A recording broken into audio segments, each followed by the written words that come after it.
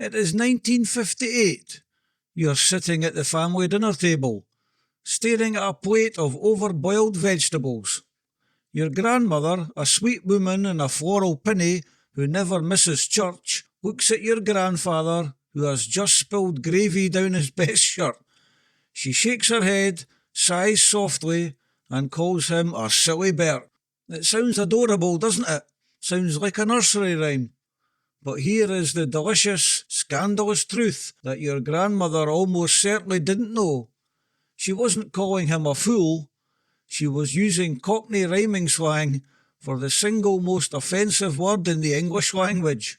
That is the glorious paradox of the British insult. We have forgotten how to insult people properly. Modern insults are just noise. They are blunt instruments, F-bombs and shouting matches that lack finesse, but the British used to specialise in the velvet dagger. Insults that sounded like affection, words that bounced musically off the tongue like nincompoop or Wally, yet were precision-engineered weapons designed to dismantle a person's dignity without ever raising your voice.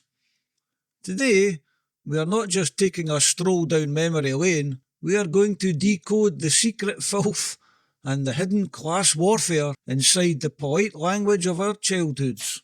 We are going to rank the top lost insults from the affectionate jabs of the playground to the soul-destroying remarks of the drawing room. Welcome to the hierarchy of British disapproval. Let's start at the bottom of the ladder with the affectionate idiots. These are the words you've likely used yourself, the get-out-of-jail-free card of the insult world. You can say these to almost anyone if you smile while you do it. First up, we have Wally. If you grew up in the 70s or 80s, this word was ubiquitous. It is the ultimate harmless insult. It doesn't mean you are malicious, it just means you are a bit of a damp squib. A Wally is the hapless festival goer who gets lost, or the person who turns up wearing two different shoes. It has a soft sound to it, doesn't it? You can't snarl the word Wally. It effectively turns the person into a cartoon character. Then we have the Muppet. Now obviously, this was popularised by the TV show, but as an insult it implies a very specific type of incompetence. A Muppet isn't just stupid, they are chaotic. They are the person who tries to fix the toaster with a butter knife. It implies a person who is perhaps being controlled by a hand up the backside, or simply flailing around with no control over their limbs. But the king of this tier, the absolute national treasure of British insults, is Plonker. We have one man to thank for keeping this alive, and that is David Jason in Only Fools and Horses. Every time Del Boy looked at Rodney with that mix of exasperation and love, "Don't be a plonker all your life, Rodney," and called him a plonker, he cemented the word into the national consciousness. It is the perfect word for when a mate locks their keys in the car or burns the toast. It is criticism wrapped in a warm blanket. However, we need to talk about the dark side, because while plonker and its cousins sound innocent, there is a second tier of insults. These are the secretly filthy ones. This is where your grandmother gets into trouble. Let's look at Pillock. It sounds so harmless, doesn't it? You silly Pillock. It sounds like a small cushion, but the origins tell a rather different story.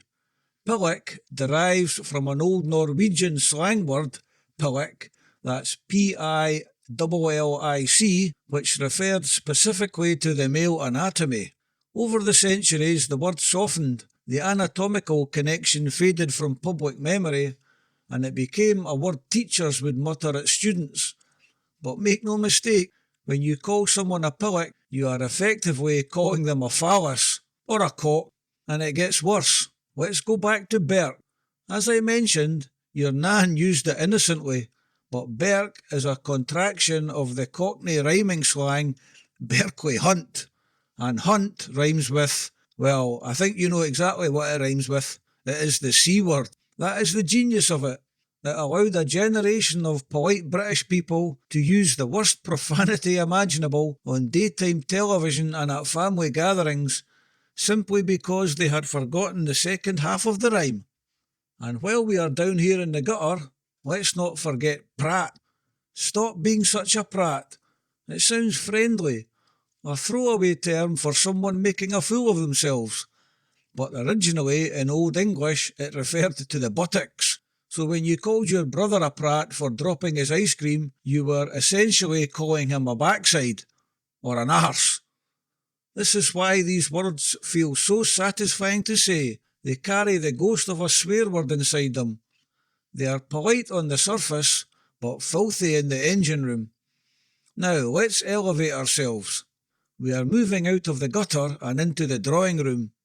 This is Tier 3, class and character assassins. These insults aren't just about being stupid, they are about being a bad person. They are moral judgments. Take the word cad. If someone called you a cad in 1950, you would feel deeply ashamed. A cad isn't a fool. A cad is a man who behaves dishonourably, particularly towards women. He is the man who makes promises he never intends to keep, the man who trifles with affections. We have lost this distinction. We call people jerks or losers now, which are blunt Americanisms, but cad and its partner bounder were precise. A bounder was a man who broke the social codes, a social climber who didn't know how to behave at the club.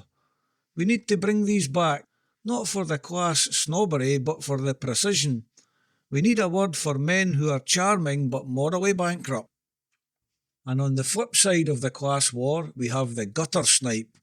This is a vicious little weapon. It wasn't just commenting on a dirty face, it was a judgment on a person's entire lineage. To call someone a gutter snipe was to say they were raised by the street itself. It was a way for the respectable poor to distance themselves from the rough poor. It is a reminder that British insults were often about knowing your place. Speaking of value, there is one insult that is mathematically cruel, the Daft Ha'porth, short for Daft Halfpennyworth. Think about the brutality of that. You aren't just calling someone silly, you are quantifying their value to society and determining that it is less than half a penny. You are effectively saying you are fundamentally worthless. Yet, because it was delivered in a northern accent by a grandmother, it sounded affectionate. That is the British genius. We wrap the insult in a layer of charm so you don't realise you're bleeding until later. And finally, we arrive at the top of the hierarchy, the nuclear option. These are not single words, these are phrases. This is the polite destruction.